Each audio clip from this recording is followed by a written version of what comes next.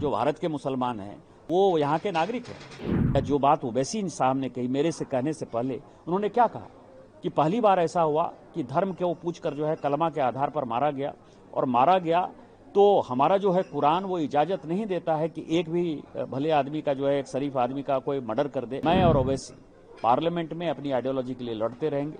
मेरा जहां तक सवाल है, बांग्लादेशी घुसपैठियों के खिलाफ, एपीजमेंट के खिलाफ हमारी लड़ाई जारी रहेगी। हम साथ साथ हैं, साथ साथ रहेंगे। जिस तरह से अलग अलग पार्टी के लोग आए यहाँ पे, और खास तौर पे अगर बात की जाए तो आप और ओवैसी जी, जहाँ पार्लियामेंट में हमें इंडिया में देखने को मिलता है एक दूसरे के ऊपर छीटाकशी रहती है, हर चीज में वाद विवाद रहता है, विचारधाराओं को लेकर है, लेकिन जिस तरह से आप लोग रिप्रेजेंट किए यहाँ पे और एकजुटता दिखाई, जो कहा जाता है कि यूनिटी इन डाइवर्सिटी जो इंडिया का मेन फेस रहा है, वो कितना कारगर साबित हुआ और देशों का किस तरह से उस पर एक तरह से कहा जाए कि उनकी तरफ से कैसी बातें आई इसको लेकर, इस तरह की यूनिटी को लेकर।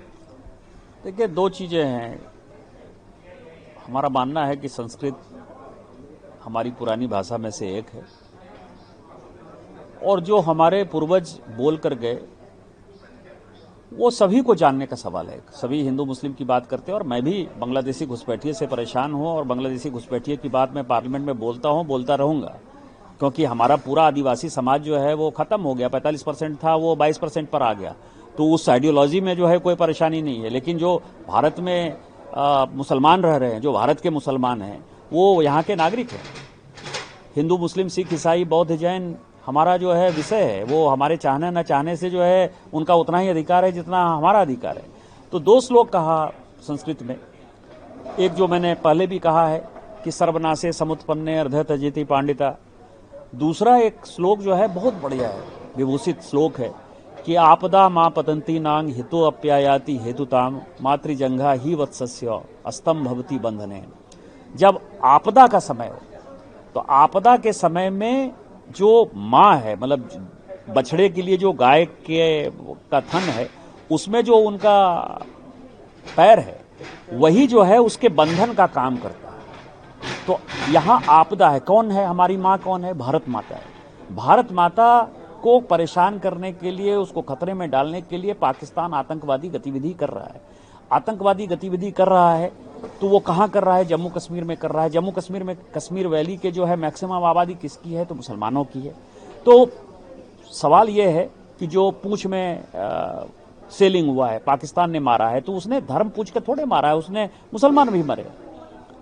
स्वाभाविक है कि पहलगांव की घटना अलग है। पहली बार ऐसा हुआ कि उन्होंने कलमा के आधार पर जो है हिंदुओं को मारा है, ये पूरी दुनिया में। और हमने चारों मीटिंग में, यदि आपने देखा होगा, चारों जगह मुस्लिम कंट्री में आते हुए भी हमारे लीडर ने जब शुरू किया, या जो बात ओवैसी साहब ने कही मेरे से कहने से पहले, उन्होंने क्या कहा कि पहली बार ऐसा हुआ कि धर्म के वो पूछकर जो है कलमा के आधार पर मारा गया, और मारा गया तो हमारा जो है कुरान वो इजाजत नहीं देता है कि एक भी भले आदमी का जो है, एक शरीफ आदमी का कोई मर्डर कर दे।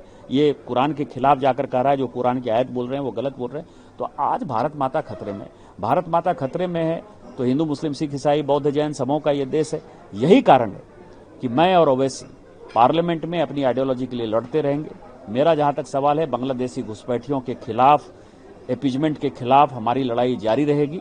लेकिन ये देश बचेगा, देश में लोग बचेंगे, हिंदू मुस्लिम सिख ईसाई बचेंगे, तभी एक दूसरे के साथ जो है हम बातचीत भी कर सकते हैं, संघर्ष भी कर सकते हैं। यदि हमारी डेथ हो जाएगी, यदि हम मर जाएंगे, भारत का अस्तित्व ही खत्म हो जाएगा, फिर हम कौन सी लड़ाई लड़ेंगे?